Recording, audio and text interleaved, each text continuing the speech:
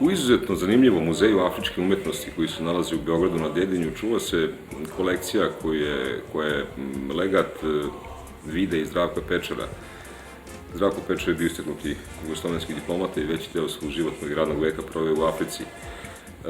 Muzej afričke umetnosti čuva bezbrojne zanimljive artefakte iz istorije Crnog kontinenta. Ovoga puta prikazujemo predmet koji se zove piroga, odnosno čamac iz Gane.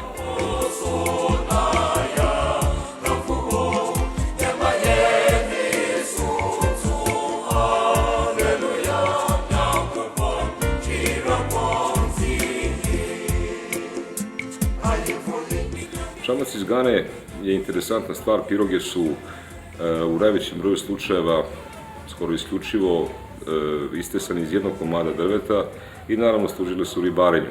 Ono što je zanimljivo to je da je Gana jedna, naravno do poslednjih promjena u zadnjih nekoliko decenija, država u kojoj je izlov ribe bio praktično najznačajnija privredna grana, ali poslednje decenije ovog veka donele su, naravno, i nažalost, ispitivanja u vezi sa naftom velikih korporacija, tako da je cela ta delatnost u Gani polako počela da zamire.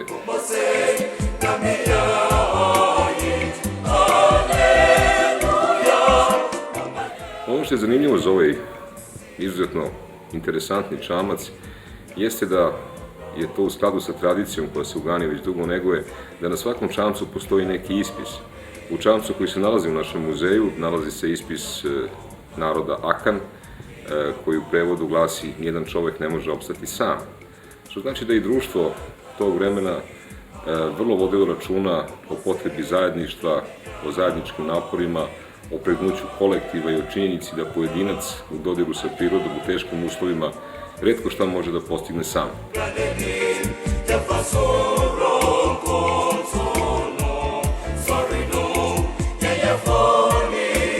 Zanimljivost Muzeja afričke umetnosti, pored ostalog, je u tome što svojim brojnim artefaktima iz različitih epoha baca jednu drugu, pravu, istinitu sliku na istoriju Afrike. Nažalost, zahvaljujući raznim okolnostima, Afrika je kontinent tragične sudbine. Desetine miliona Afrikanaca bili su u periodu kolonijalizma odvođeni kao roblje, prevashodno u Severnu Ameriku, jedan deo njih i u Južnu, i taj kontinent je doživeo veliku ljudsku tragediju koja je trajala nekoliko stotina godina.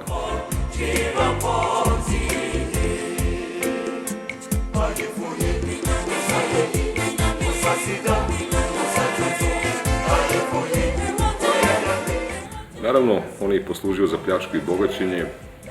Afrika je primer kako se jedna civilizacija tehnički napredna, kao što je naša civilizacija, odnosila prema svojim sunarodnicima na drugom delu sveta.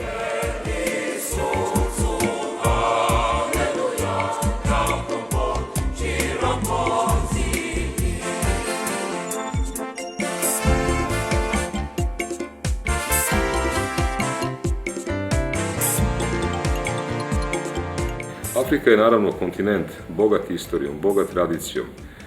Afrički vladari se pominju u Starom zavetu. Afrika je kolevka nekoliko carstava, više interesantnih kultura. Afrika je kolevka najvećeg broja jezika koji se danas govore u svetu i u svakom slučaju na polju kulture i umetnosti Afrika je u najvećoj meri terra incognita, odnosno nepoznata zemlja. Ona se posmatra monokromatski, kao ambijentalni region, više vezan za prirodne atribute, a manje za ljudske i civilizacijske.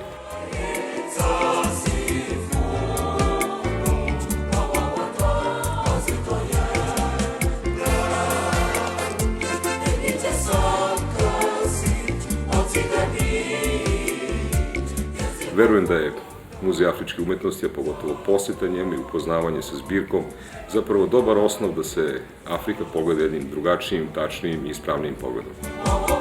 Iz zbirki muzeja i legata Beograda.